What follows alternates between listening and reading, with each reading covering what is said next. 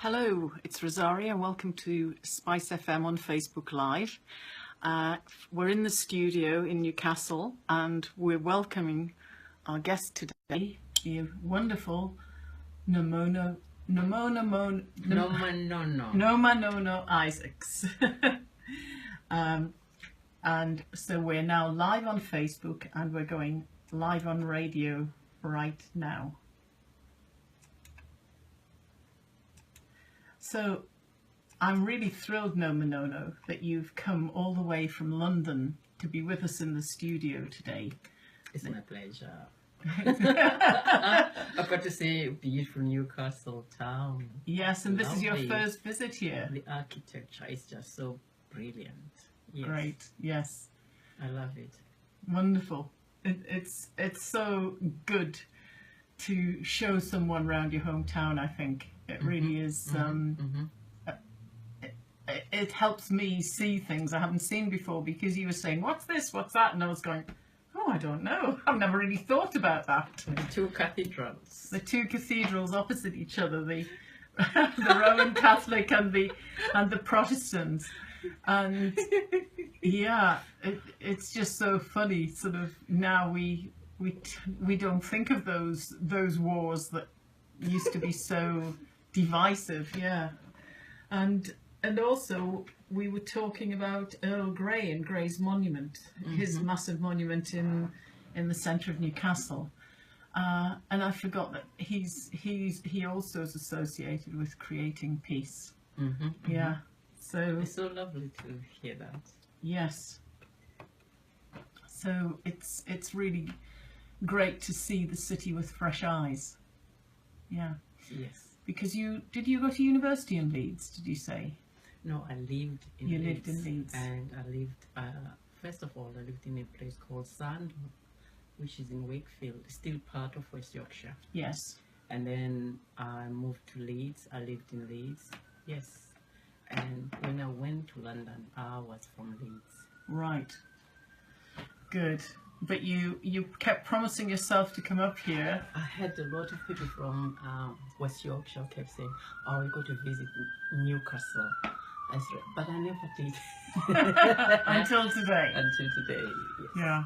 So it's been really good to meet you. And the thing that's fascinating, it's the first time we've met face to face. Yes. But we've been friends on Facebook through Source TV. Yes.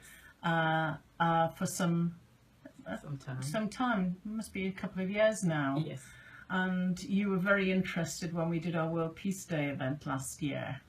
Yeah, but you were out of the country. Yes. Yes. Yeah. And I'm especially thrilled to find out more about how you have come from escaping apartheid to teaching happiness to people and how to release those negative emotions that can be bound up with situations people sometimes find themselves in. I think primarily I was helped by my own mother in South Africa. Yes. But at the time when she did, I didn't see it. It was only 2 years later, then I realized. 2 years after she died? No. 2 years after she told me to forgive. Right. Because there had been an incident that happened to her. Yes. Where she was walking past somebody's home, a white residential area, and two white boys who were aged about 9 or 10, they set an Alsatian dog onto her. And that incident made me, I was so filled with rage and anger, resentment. It was so painful because we all love our mothers. Yes. And you don't want anybody to treat your mother as a nobody. No. And the thing that got to me most at the time is when I asked if, because she said when she started screaming, those boys started shouting, "Gaffer, Gaffer, Gaffer." And that was a very, it is the derogatory word used by white people, especially at that time, using it to describe black people. Right. And she said that's what they said. And then their father did come out to take the dog away. So I said, did their father apologize? And then she said no. And then that's the thing that really got to me. Yes. And what I did basically, I took my mother's pain and everything, I made it my own. Right. It was, so I became very, very angry. But as the time went on, my mother realized just how angry and resentful that I, because I ended up, I hated the apartheid system. Yes. Like every black person did. Yes. But then, after this incident, I hated all white South Africans. Right. When my mother realized that I had gone really very, very deep in this, Yes. she kept saying to me, please forgive them, my daughter, please forgive them.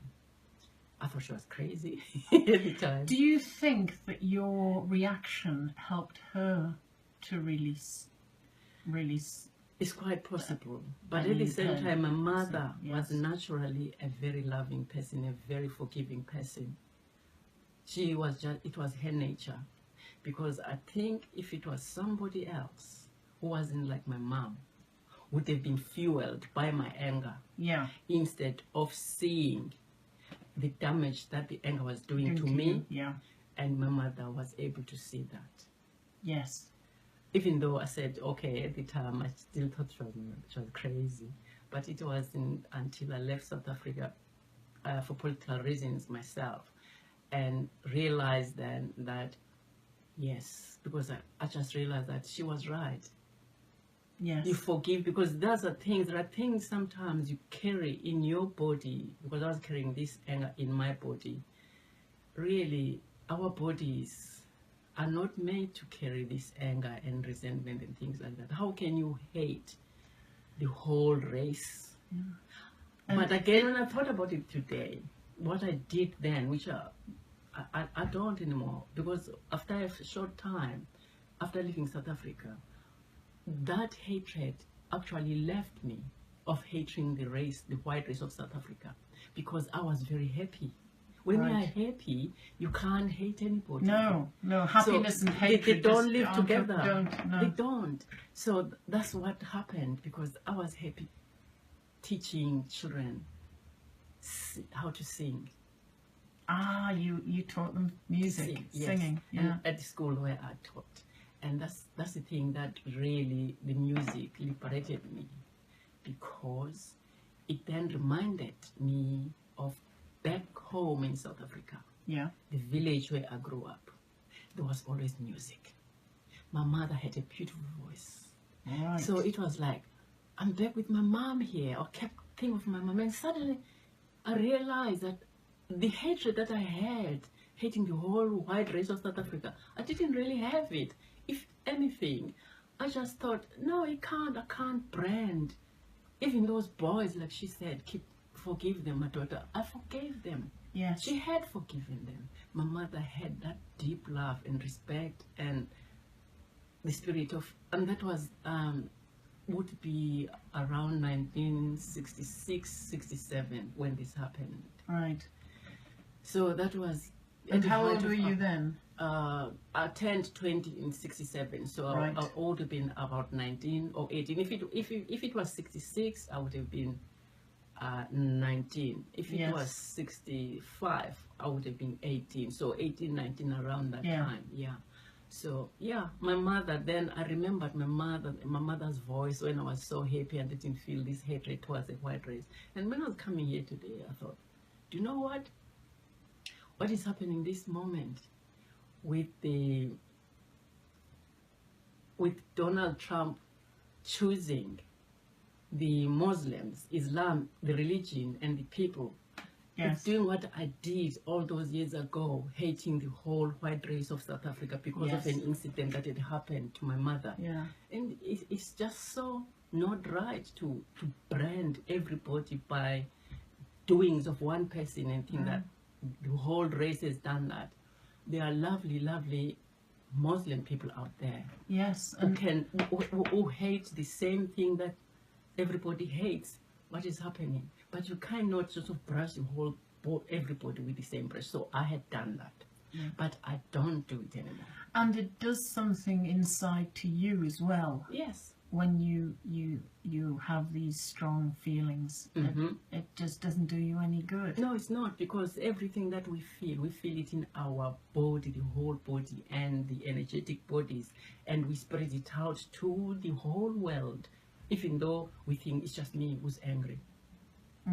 I've now come to the realization, and some teachings that are very clear, that whatever we think of doesn't just affect me, it spreads out to the whole of the earth. Yeah, all of the us. ripples vibrate out. Yes, we affect each other in so many ways. Okay, the other thing that, I did laugh about this. Yes. Whether laughing is the right thing, but Okay. for me, Go on. the other thing that I thought of, I thought, oops, wow, everything that's happening in this moment. I released those energies. Where did they go?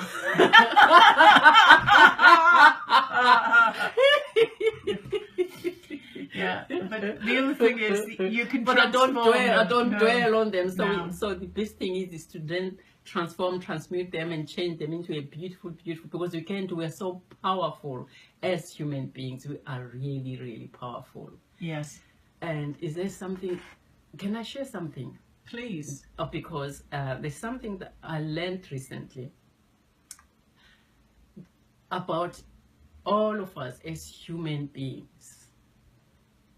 The creation. Sometimes we think that we're separate from each other.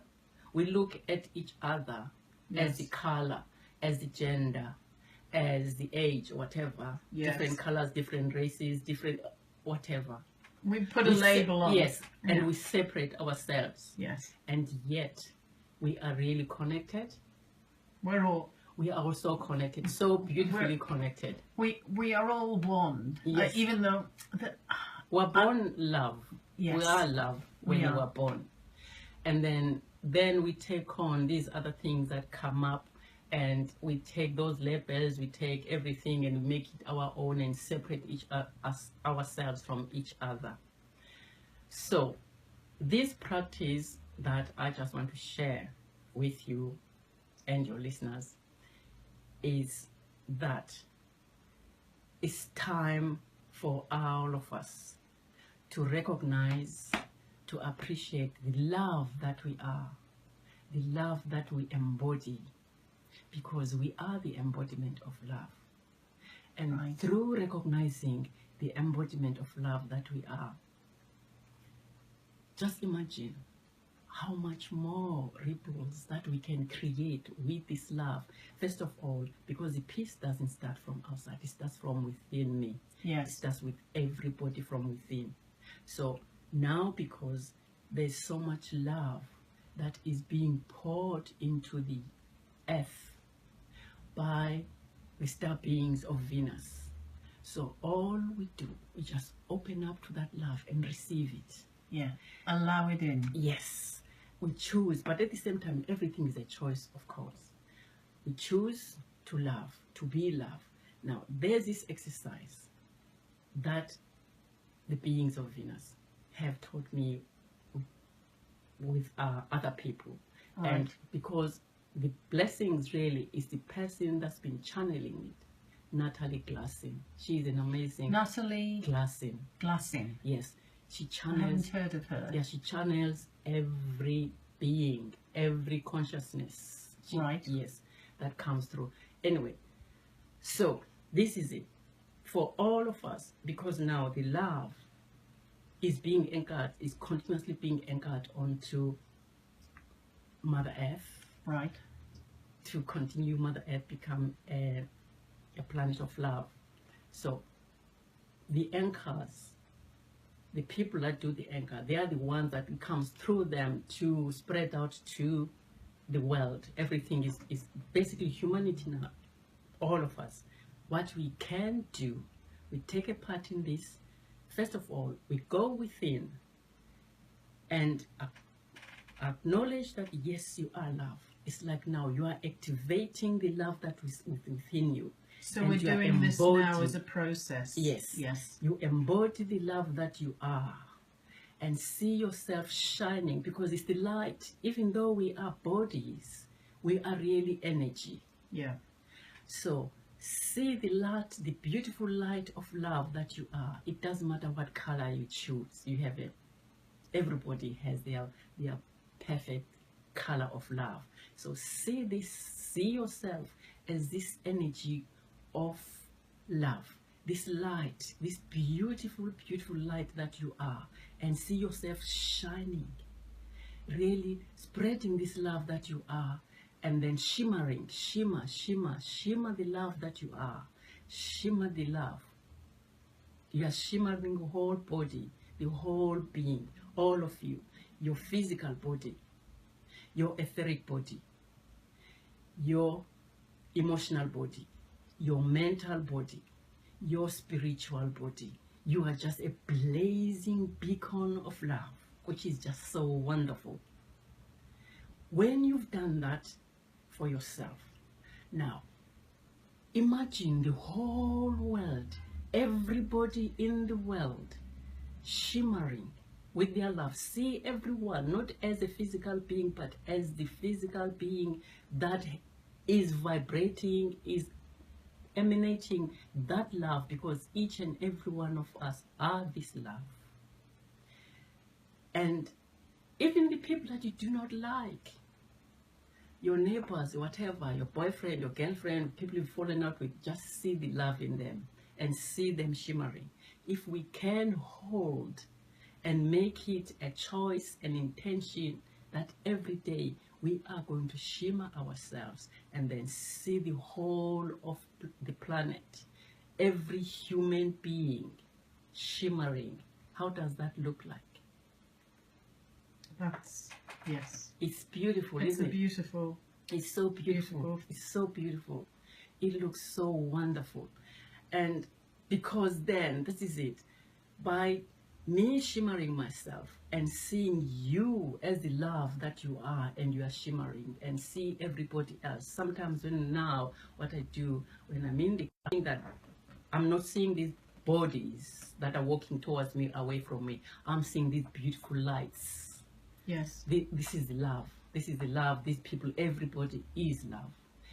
Everybody is love. Even the person who's homeless out there, that you when you see that homeless person, that homeless person is love. Imagine that person. When you see that homeless person, just see this beautiful, because as the time goes on, when we continue to do this, it's going to spread out. Yeah. It's going to really just cover the whole world. And even those people who at this moment have so much anger in them, and whatever they are creating, whatever is happening on a daily basis, whatever, probably at the deepest part of them is because they want to feel better. Like Abraham says, whatever we want to have one is because we want to feel You want better. to feel better, yes, in So- the having of it. Yeah. Yeah. So whatever we do, whether it's having a car, whether it's having a home, whatever. So they do this. What we look at as really things that we won't do, but probably at the bottom of it, they think that if I do this, it's going to change for a situation, whatever, Yes. to be better for them. So we all want to feel better. We all want to be loved. We all want to create a planet of love, and also we want to create heaven on earth. Simple. So simple. Yes. But we can do it because our minds are so powerful. We are the creators of our lives. Yes. Why can't we then create the world that we want? A beautiful, loving world that we can see everybody being this love and raise their vibrations by just focusing on this. I didn't know about this until last week when we were taught by Sapphire of Venus through Natalie Glass. And it Right. just feels so easy. Wow, yes, and I'm enjoying it. So I'm you just learning as well. received this last week? Yes. And I thought, oh, I'm going on a radio show. I might as well share with everybody. And it's funny because when I called this show Creating Peace, it grew out of organising an event for World Peace Day. Mm-hmm. And I just felt all I can do is start with myself. Mm-hmm. And I'll invite people on who want to share what they're passionate about, because I think when people share their passions, they're engaging with what gives them inner peace. Yes. And joy. Yes. And more it's become more focused on this. And we arranged for you to come on here about a month ago, or longer. I don't even remember. I don't know. It was, no, there was a time when I couldn't come. yes. Yeah. But then this, it's just like, wow, this is so exciting, because it's sometimes, yes, we focus on ourselves, of course, because we don't want to be holding any anger, anything like that. Yeah. But then there's this thing that we can all do collectively as the human beings. Yes. To create a beautiful world, because that way we are also supporting the beings of Venus who are continuously pouring in love. That the one I said, we just like to open. I mean, because I always associate Venus, the goddess, as the goddess of love.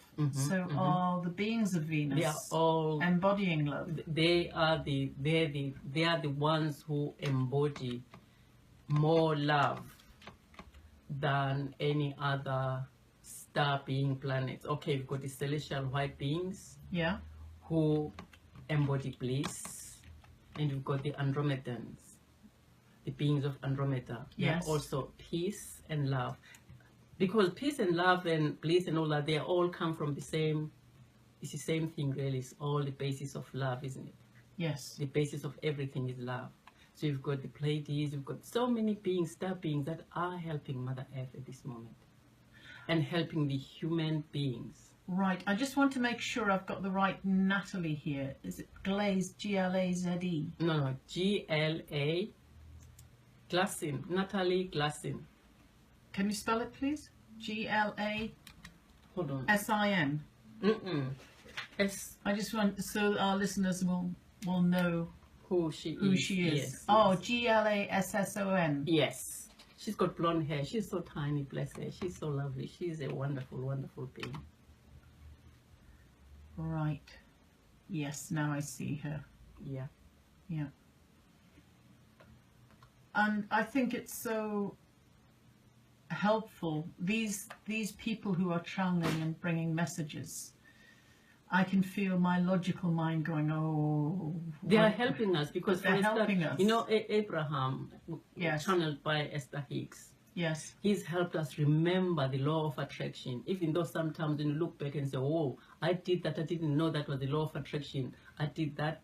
But then Abraham, they are helping us to actually understand that when we focus, whatever we focus on, we create. Yes. So when we focus on bad thoughts, you create bad things. Yeah. And when we focus on love, like we focus on shimmering, we are creating a beautiful world. And don't dwell too much on what is happening around the world. Yeah. Focus on the reality you want to create. Yes, exactly. Because it's so, I remember some years ago, especially when I was pregnant, I was so sensitive to things that were happening around me.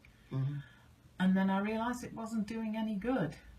And now I can, my awareness is there, but I don't need to engage with it. Exactly. You don't have to be part of it. It's there. For me, what works for me when I see all of these, all I just do, I just like, okay, I think it's something that probably we can all try. You just, okay, there's that situation, for instance, now, the recent situation in France. I've just visualized clouds, pink clouds of love falling all over France, to cover that situation, whatever the situation is. But I don't emotionally want to get involved in it, because Abraham says things that are beyond your control, you don't dwell on those things. You don't dwell on them. Yeah, and which is true. So all is do is just send love to that situation, because love is very powerful. Love heals. My mother healed me even though it took me a while to realize by telling me, please forgive them, my daughter. She had so much love. Yes, and she was able to To see the damage that was see it. creating Yeah, to me that's in good. myself. Yeah. So did she encourage you to move abroad? No.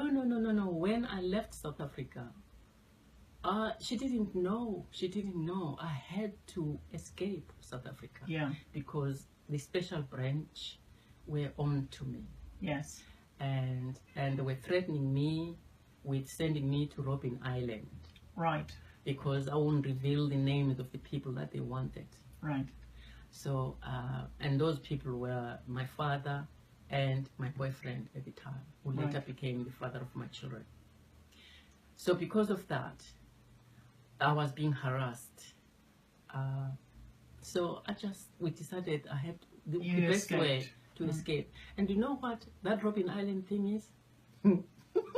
What about Robben Island? All these years, since that time when they said the special branch in South Africa, they threatened with taking me to Robben Island. Yes. And I thought, well, I'm not going to Robben Island. And then I'm going to leave South Africa. They were scaring me. It was all a psychological ploy. Right. Because in 2014, can you imagine all these years, I just believed that. I never really thought about it. I just believed what they said. In 2014, I had a chance to go to Robben Island. Yes. We went to Cape Town because my older daughter was in a play at the Fuca Theatre. Right. Is this your daughter who's playing Harry Hermione Potter? in London? Yes. In Harry Potter? Yes. At that time, and then I went to Cape Town as a child mother to my granddaughter. Right. So I had an opportunity to go to Robben Island. That's when there's a part where you sort of like, when you go there, everything is written there. You read everything before you go into the boat or coming out. There's so much written there at this point where everyone goes in and out. Yes. It did say they didn't take women to Robben Island. They didn't send my women to Robben Island. Then I thought to myself,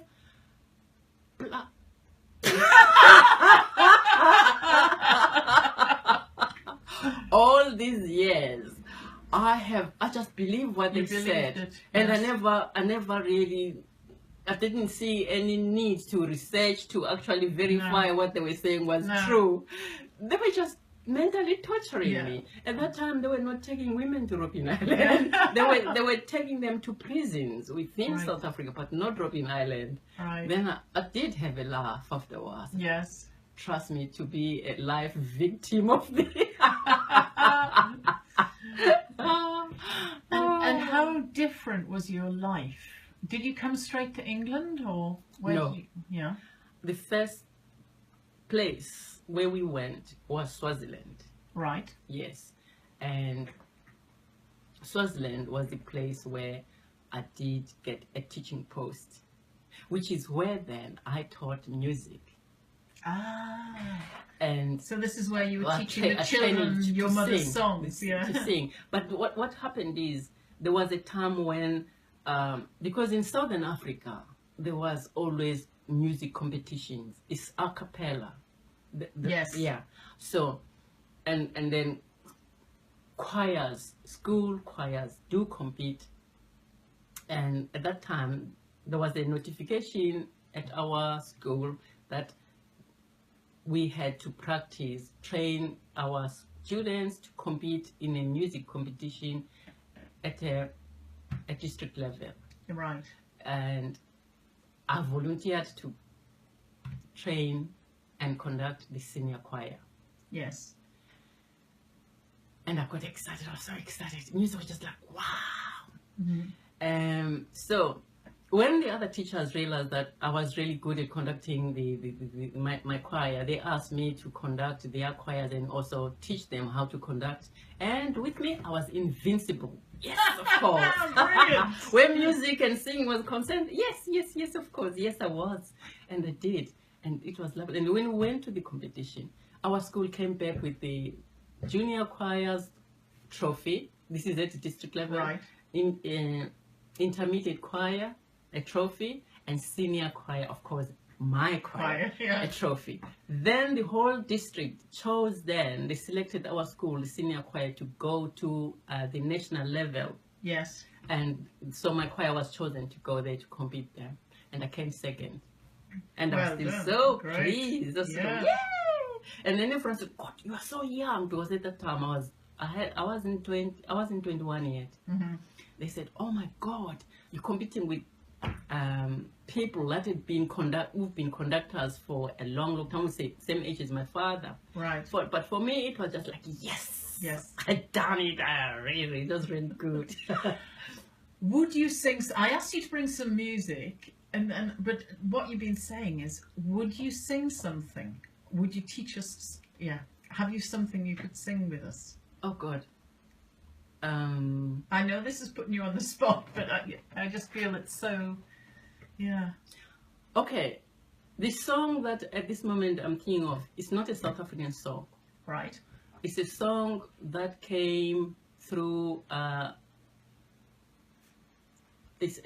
read a book written by Natalie, and also I had a reading from Archangel Michael, Yes. who told me that I had 5 lifetimes in Atlantis. Right. And Natalie, in her book, The Beacons, is it White Beacons, the White Beacons of Atlantis? Yeah. She wrote some words that were sung in Atlantis. When I saw this, She wrote what? a book. There's a book she's written. Yes. The White Beacons of Atlantis. The White Beacons of Atlantis. Yes. Yeah. And then she has in the book, on a bookmark, she had these words of this song. When I picked the bookmark, I read them, and then a song came up. I started singing. Yes. And then I recorded it, I sent it to her. I asked her if the song that when I read on the bookmark that she has, when she was channeling, does the tune resonate Right. with what she was channeling? She said yes. So you were receiving that as well. It was an old song that we all sang in Atlantis before Right. ancient Atlantis fell. Right. So that's the song I'm going to sing. Wonderful. Because it's just got some words that are... Okay, let me just sing. It says, although the wind will blow, let your light shine bright.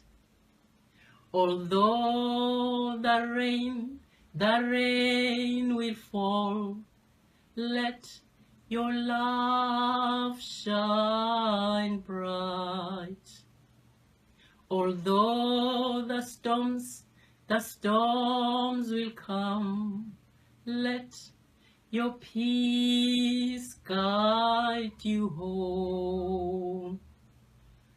For the sun will shine and embrace you forevermore.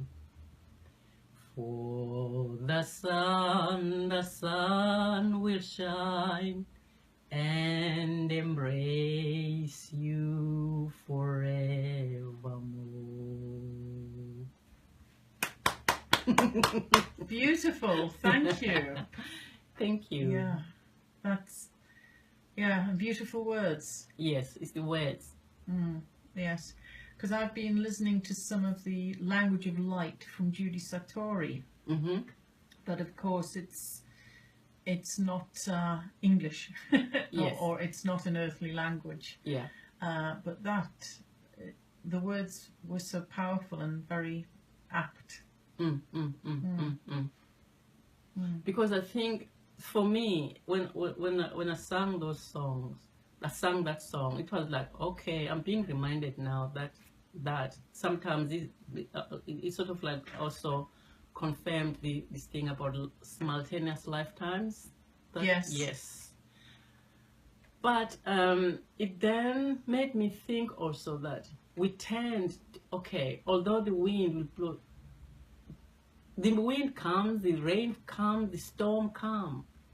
The storms do come in our lives. Yes. But if we can rise above them and don't dwell on the pain and go be in touch with the love that we came here as. Yes. And just like, yeah. I've been listening to some Abraham talks this week where they're saying, people are saying, are you saying ignore reality and bury your head in the sand? And they're saying, effectively, yes. Because this current everyday reality is history. And how is it serving us on a moment to moment? It's not serving us. So what we want, what we desire, is something different. Yes. And so it's focusing on what we desire. And in a way, though, I still think all these things that are coming up, it's good that they are coming up. Yeah. So that we can then know what we want. Yes. We want something better. We want love. We want peace in the world. The contrast shows us what helps us. It helps us know what we really truly want. And that's why I love going general and just saying, reminding myself that everything always works out for the best. Exactly. All is well. All is well. And this is what I thought. I saw an interview with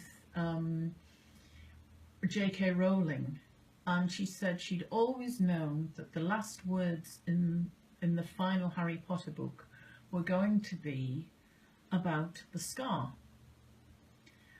And in the end, it became all is well.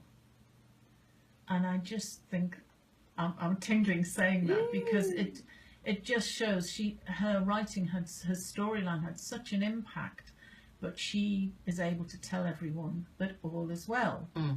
And when I saw that your daughter had been picked to play Hermione in the West End stage version of Harry Potter, I just thought how appropriate it was, because of course Hermione was an outsider. She was a muggle, well, part muggle, and I thought it was quite apt. Bless you. And since she's been on stage, the critics have just, she's done such an amazing job that everybody is full of praise for her. I'm so proud of my daughter. I'm not surprised. I'm really proud of her. And the thing is with my daughter. Oh, hello, Rachel. We've got Ramia and Roger, and Rachel Elno is sending us lots of hearts and smiles. Oh, bless. Yes. Thank you. Oh, bless. That's so lovely. Yes. Yeah. And she never really went to any training college, acting college. Really? She's just been picked. She said it. When people focus, what you think about it, you focus on. Yes. That's what my daughter has done. It's just, she is the evidence of what you focus on. Eventually, you get. Yeah. Because using law of attraction. Exactly. At that time, she was 2.5 years old. Right. She said she wanted to be an actor. At 2.5? At 2.5. And we were in Africa. Yes. I stayed with a friend for only 2 weeks. And that's where we stayed when we just first moved into Uganda, in Kampala. And he had a television, black and white television. Right. And he used to turn on films. I remember the one, Kathleen Hepburn. Yes. The African Queen. Oh, I love the African Queen with Humphrey Bogart. Yes. Yeah. And my daughter liked her face was just like lighting up. I suppose as grown-ups we're talking that they are just acting, etc., etc. Yes. And then she said, I want to be an actor. I want to act. And so after 2 weeks we left. Didn't have any television at all. So it wasn't until we were here in the UK then I bought a television, and she still had in her head this wanting to be an actor. Right. And So thankfully, how old was she then? What year was that? no, when we came here, Yeah. my daughter was, I think, coming up to 7. My other one Right. was coming up to 6. Mhm. Honestly, I don't remember. No. If I get the timing wrong, sorry, people. But there you are. Mothers do forget sometimes. Oh, yes. Momentarily. Yes. But it's something that she has always focused on. She did go for, we did go for auditions. I went Yes. with her to some colleges. And she was always second or third place, reserves. But she never got through because at that time there were very few colleges that were sort of like for acting, performing. So she Right. never got in. But she just had this focus on in her mind. When she finished her A levels, that day when she finished, she took a train to London. She said, I'm going to London. I'm going to find my way, how I'm going to be acting.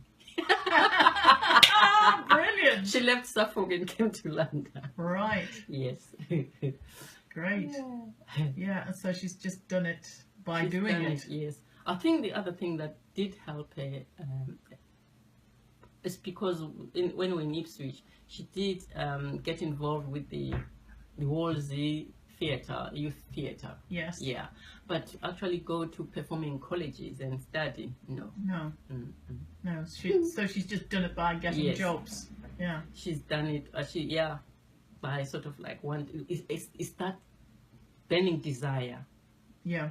Because that's basically it.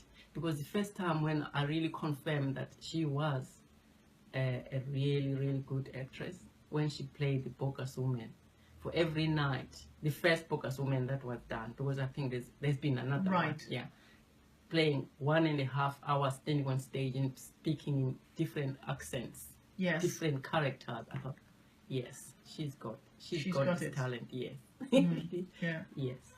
And I think it's so great for us as mothers too, because by coincidence, my daughter was arriving at the station platform Yes. 5 minutes before I met you. Yes. And it was great just to see her because she's been in America for 6 years. What does she do there? She's been doing her doctorate in classics Oh, in Latin. Yeah. Wow. Yeah. Wow. Wow. And she's just so passionate about it. Oh, bless. She doesn't often talk about it because a lot of people say They don't understand They it. don't understand. They say, "What job can you get with classics?" But then I see Tom Hiddleston has a double first in classics, and of course we have Boris. But no, she's going to teach classics. That's what she's always wanted to do for some Bless. time. Yeah, Yes, bless her. Yeah. Oh, that's lovely. yeah. And I think what you were saying, I love that you dedicated your book to your mother. That it's a letter to escaping apartheid is a letter to your mother. Actually, no, I never really set out to publish what I was writing. Right. What happened is because I was in exile for 26 years and I couldn't communicate with my mom, Yes. any of my family. And whenever I missed my mom, I used to just write things that I remembered. So I was like writing to her, but I never had a plan of publishing the book. it, yeah. It was just me communicating with her Yes. because I didn't have any communication.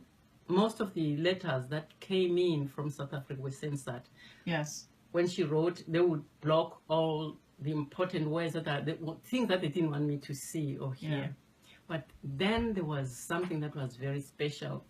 One day, one of the letters that came uncensored, it just slipped through. And in that letter, she had important messages. She said, however much you miss me, please do not come to visit me. Oh wow. Yeah, she said, because we will never see you. They will take you away. Right. You will go to prison. And then, that's what she said. Then I thought, wow. That's amazing. Yes, Yeah. that's what my mother said. Well, however much you miss me, please don't And I come think that visit just me. shows a mother's expression of love. Yes, exactly. Yeah. Yes.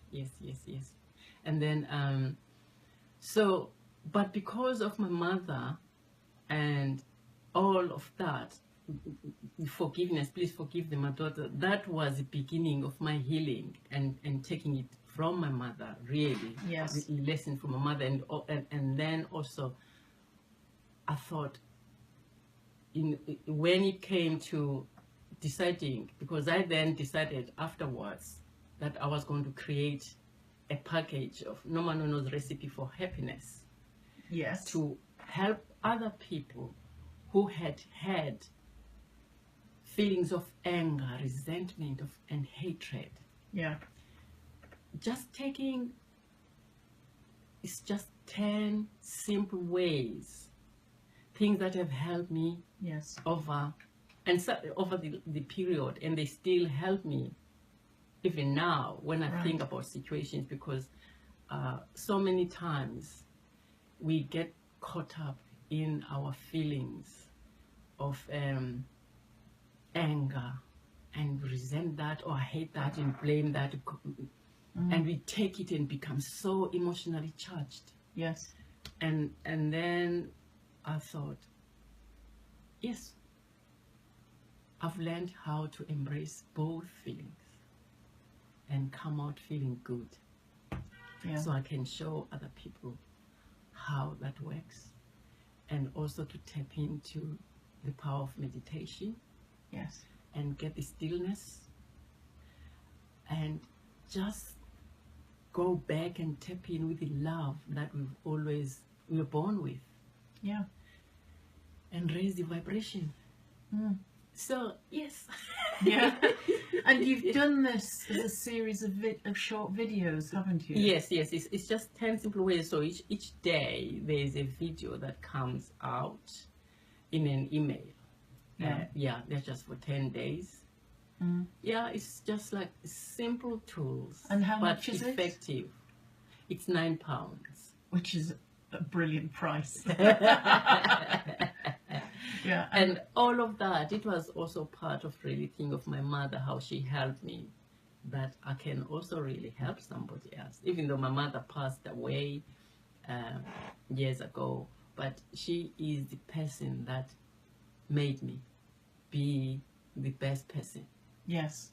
Because we tend to dwell on painful situations, and they don't help us as individuals. No. And she taught me forgiveness. Yeah. And it doesn't help us physically, no, or emotionally, or mentally, or spiritually. And sometimes we end up creating dis-eases in our bodies. It starts with the way we think. Yeah. Yeah.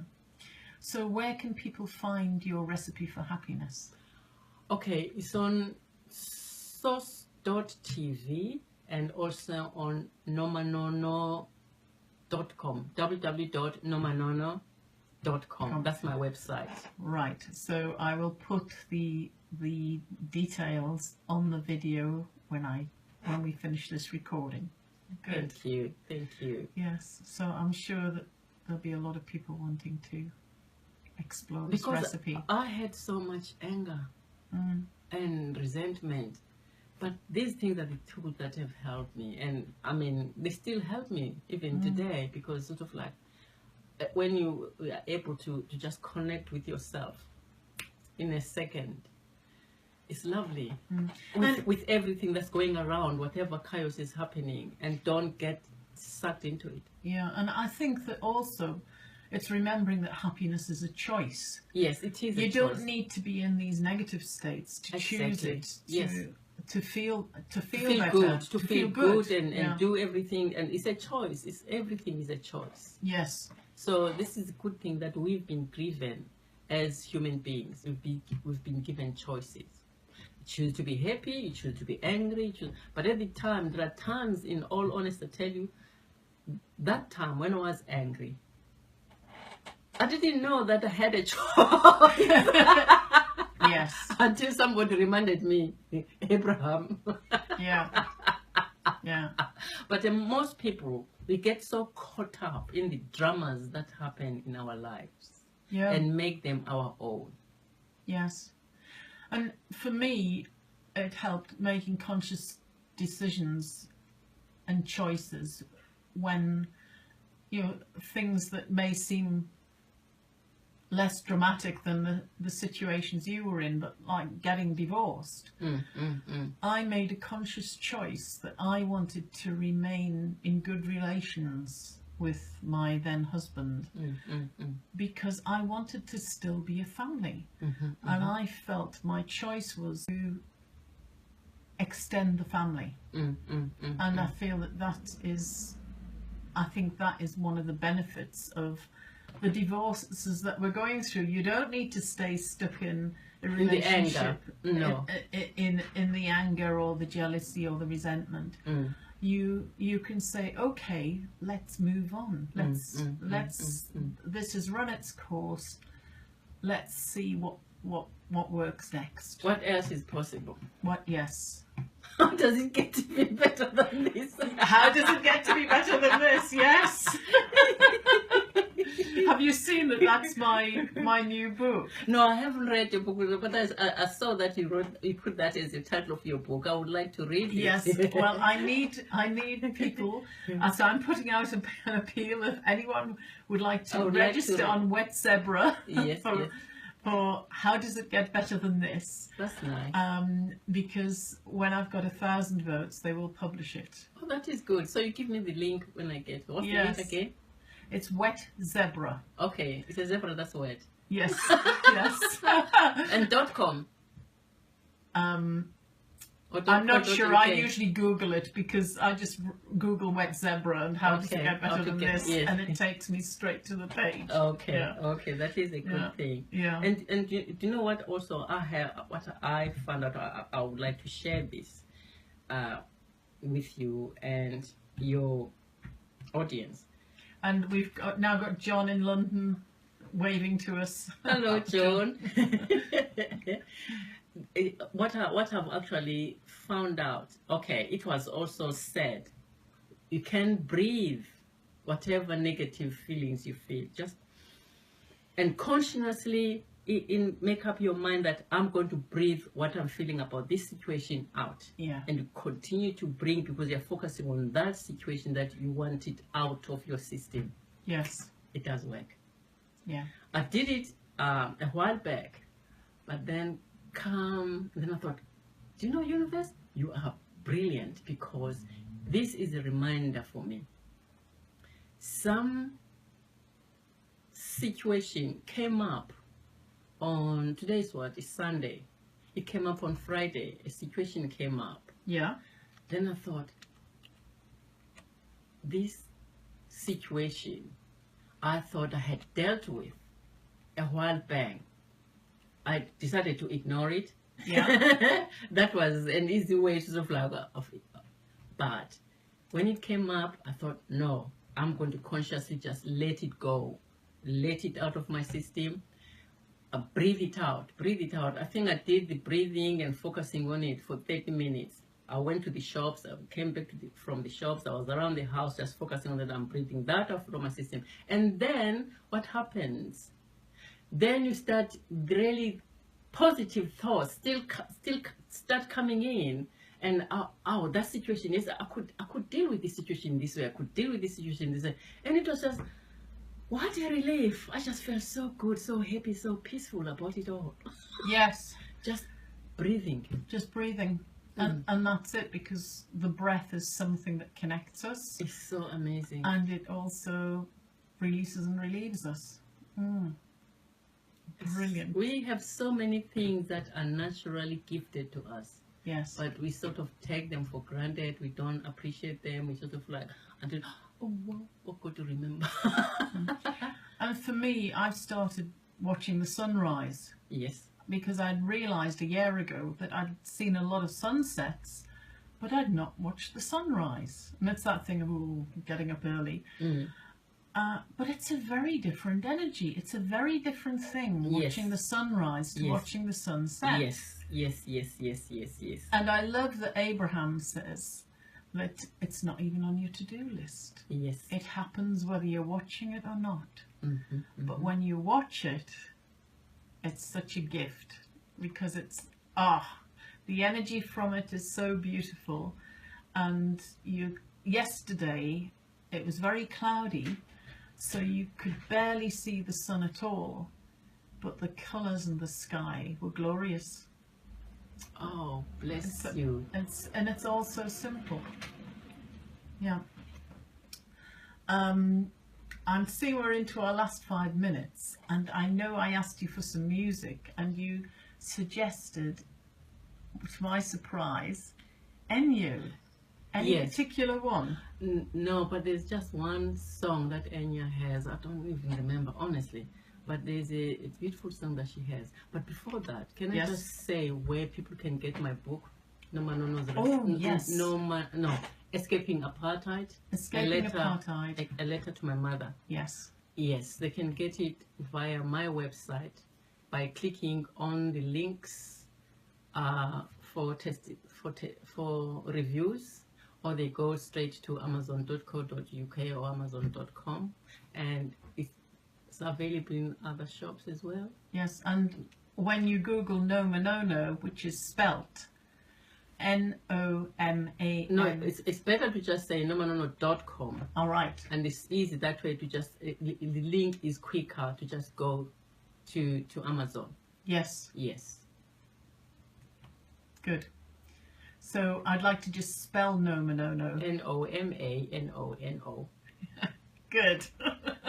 .com. .com. Mm-hmm. Brilliant. Thanks. So I would just like to play us out. Thank you very, very much for coming. Thank you so much. It's so lovely meeting you.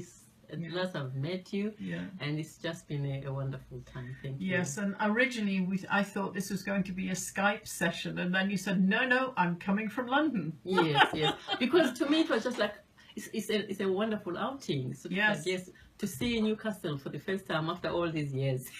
Brilliant. And discover that your Freedom Pass works on our buses too. Exactly.